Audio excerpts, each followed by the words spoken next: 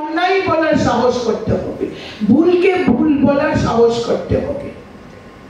এই মানসিকতা তখনই হবে যখন আমাদের মধ্যে সেলফ কনফিডেন্স থাকবে, আমাদের মধ্যে আত্মসচেতন বোধ থাকবে। আর তবেই হবে এই উৎকর্ষ মঞ্চগুলি আমরা যে প্রতি বছর করি তার সুফল আমরা এইভাবেই পেতে পারি। এই উৎকর্ষ মঞ্চে এসে দুদিন ব্যাপী নাচ গান খাওয়া দাওয়া করলাম, এটা মেসেজ নয়।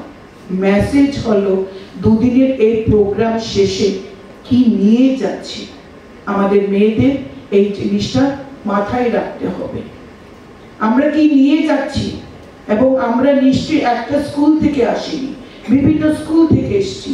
এই মেসেজটা আমি আমাদের শিক্ষক মহাশয়দেরকে অনুরোধ করব, বা শিক্ষিকারা যারা রয়েছে সম্মানীয় এবং সম্মানীয়ারা, যারা স্কুল থেকে এসে পারফরমেন্স করেছেন বিভিন্ন স্কুল থেকে, তারা স্কুলে গেলে পরে অন্তত একটা দিন তাদের অভিজ্ঞতাটা তারা শেয়ার করুক।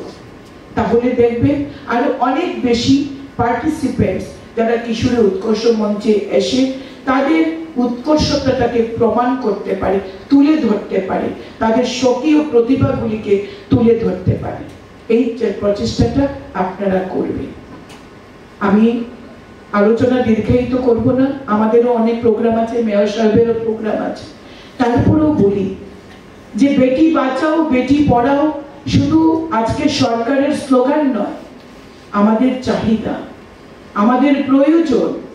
কারণ সমাজকে এগিয়ে যেতে হলে নারী এবং পুরুষ সমান তালে এগিয়ে যেতে হবে। যেটা স্বামী বিবেকানন্দ বলেছিলেন, the bird cannot fly with a single wing।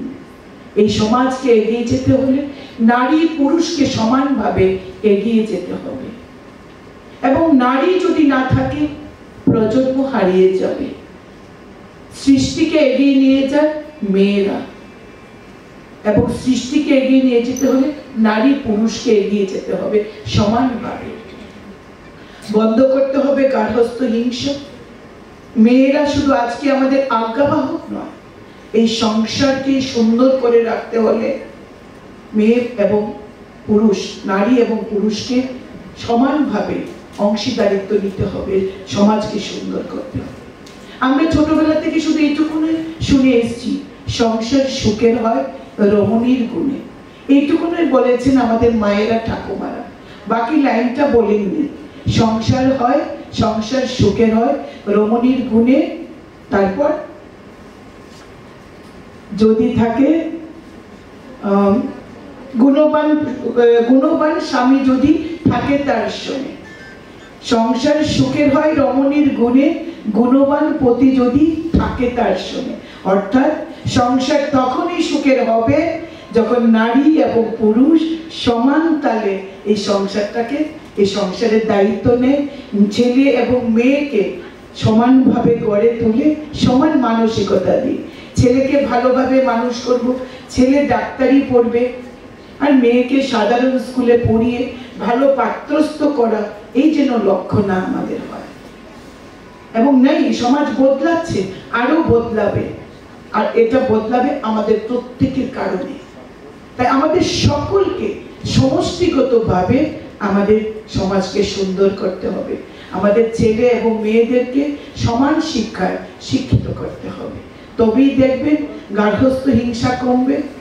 আমাদের ঘর থেকে একটা ছেলে জন্ম নেয়, যে ছেলেটি আমাদের ঘর থেকে শিশু হয়ে জন্মায়, আমরা কখনো ভেবেছি যে এই ছেলেটি একদিন ডাক্তার হবে, কিংবা এই ছেলেটি একদিন ধর্ষক হবে?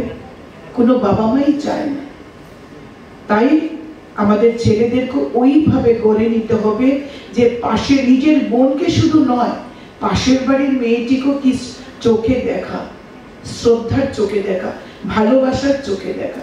আমাদের অনেক অনুষ্ঠান হয়, রাখি উৎসব হয়, ভাইফোঁটা হয়, তো এগুলি ভাবে আমাদের ওই অনুষ্ঠানগুলিকে আরো প্রচারিত করা, আরো প্রসারিত করা। তাহলে দেখবেন ছেলে এবং মেয়ের সম্পর্কগুলি অনেক বেশি সুন্দর হবে। আর সরকারি যে যোজনাগুলি রয়েছে সেগুলো আমাদের খেয়াল রাখতে হবে। আমরা চাই নেশামুক্ত ত্রিপুরা, আমরা চাই নেশামুক্ত ভারত। সেটা কখন সম্ভব?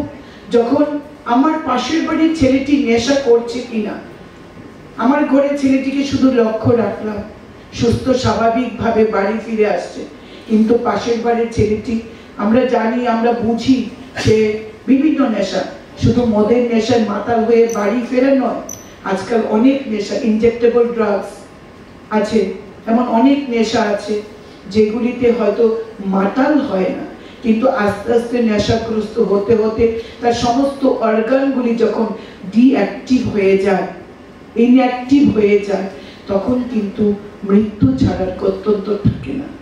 আর এইভাবেই নেশা বাড়তে থাকে, একজন থেকে আরেকজন, আরেকজন থেকে আরেকজন। যখন আমরা যদি ভাবি যে আমি তো সুরক্ষিত, আমার ছেলে মেয়ে তো এরকম যাচ্ছে না, আমার পাশের বাড়িতে হচ্ছে, ক্ষতিটা কি? এই মানসিকতা আমাদের পরিবর্তন করতে হবে।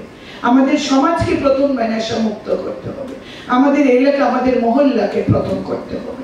আমরা প্রত্যেকে যদি একটু একটু দায়িত্ব নিই, প্রত্যেকে যদি একটু একটু প্রতিবাদ করি, প্রত্যেকে যদি একটু একটু সচেতনতার পথে যাই, তাহলে দেখবেন এই সমাজ থেকে, আমার এলাকা থেকে, আমার পাড়া থেকে, আমার এলাকা থেকে সমাজ, সমাজ থেকে রাজ্য, রাজ্য থেকে আমাদের দেশ অবশ্যই নেশামুক্ত।